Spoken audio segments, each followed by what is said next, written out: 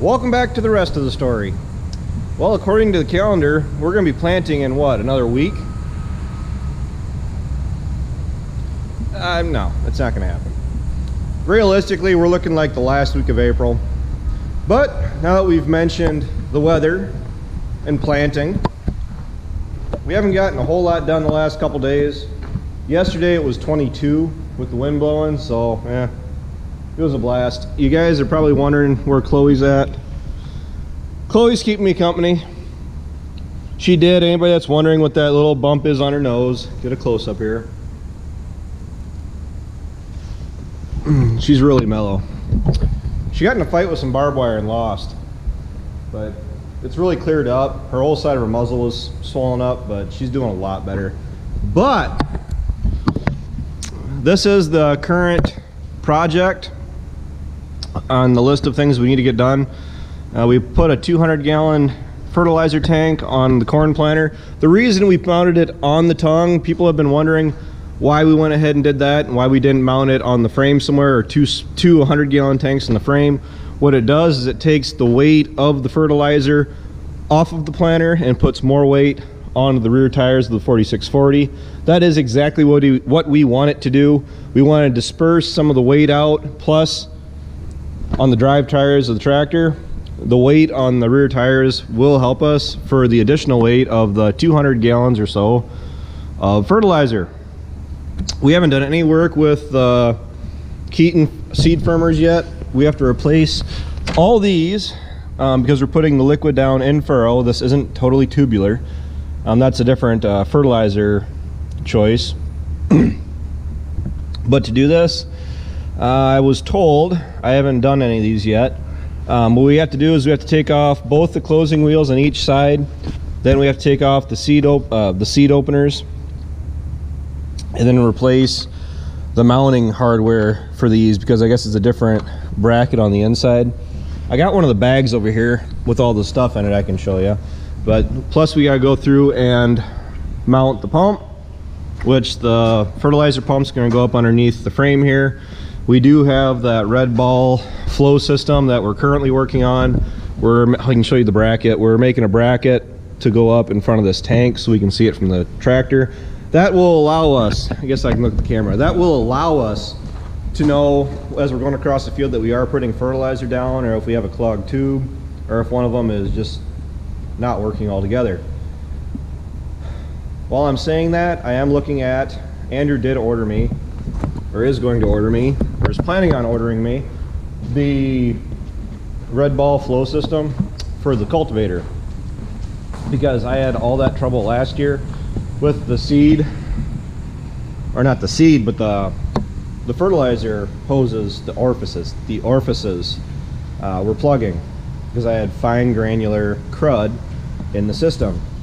So I think what we're looking at doing, this is all just speculation for the time being, as long as I'm still in the camera there. What the plan is we're going to put a large filter in on the fill tube for the cultivator. This is also going on the planter, don't get me wrong. And what this is going to do is we go to fill it from the tank. What we're going to do is put this in line behind the quick connect for the tank fill for the cultivator, and then we're going to go through and Dad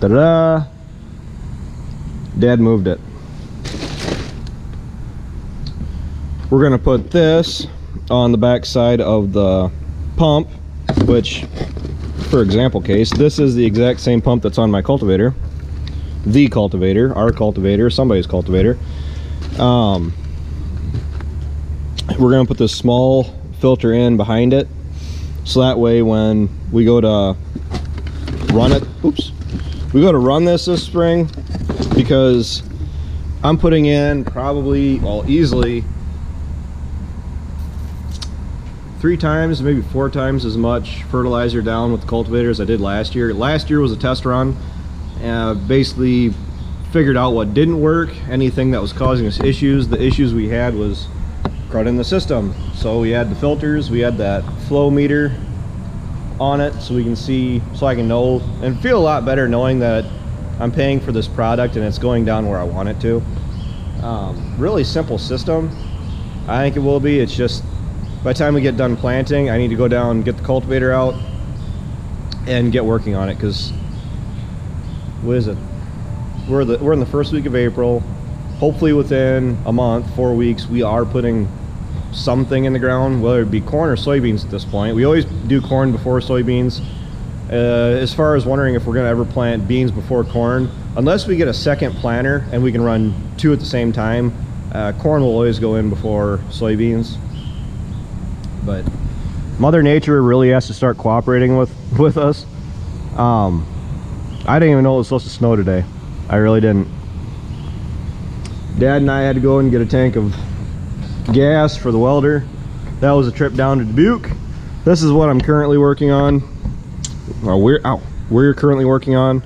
We're making this bracket. It's gonna say we got a bunch of more metal we got to weld on to the back of it, but we're stiffing it up, and yeah, not so bad weld, not so bad weld. That is just after I got the argon. No, I cleaned it up. But my first weld, when I started to do this, I just ran out of gas, and that first weld, I couldn't figure out why it was so cruddy. But I'm not a professional welder, so I am a farmer welder. Anything that I weld holds. I mean, it might not look the prettiest, but I do try to do a good job. Don't get me wrong. I don't just try to slap something together. But I'm not a professional welder. I didn't go to school for welding. The ag course that I took, it was a week long. It was a 7-night welding class. So that's about as much welding as I got. And to be honest with you, I didn't do any of the welding with the wire welders up there. This is a Miller-Matic. I did the brazing with the torch. I did a lot more of that up there because we could go through and Chloe's back. We could go through it. We could basically choose what we wanted to weld on. I welded with this one for like 15 minutes, and it's like, well, Dad, having a father. You see, I'm fortunate in that way. I have a father. He's still here. Don't worry. I have a father that, as I was growing up through my preteens, my teens, early 20s, he was throwing us on these different jobs around here. Ryan too. Don't think it's just me. As far as being able to weld around here, so I had the basic knowledge as far as being able to weld, torch, braze. The one I learned the most up at school was where you literally just take the torch and you melt two pieces of iron together. Like, that's for lighter steel. At least all they recommend it for. I've used that quite a bit after college, but I don't know, at least like some of the guys I went to school with, you know, they were there purely with no previous knowledge on any wrenching whatsoever. So I mean, you gotta be grateful being a farm kid, country kid, where you have a father, mother. I'm not, you know, anybody that's willing to teach you beforehand before you go and try to learn this elsewhere. That can kind of backfire too, because you could be set in your ways and how to do certain things. But I really didn't have too much of that as an issue up at school. I mean, it's just a different way that, like, if you're taught how to do it one way, and you learn up at school to do it another way, it's just you can look at both ways and kind of go for your own opinion as far as which one you'd prefer to do. But I gotta go get Dad. He's watching the feed mill, and yeah, hopefully we can start doing. Well, here comes Dad right there. I don't know if you can see him or not.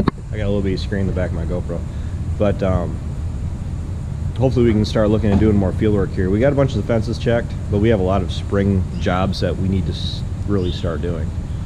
So that's all I got to say. So, Dad, say goodbye to the rest of the story.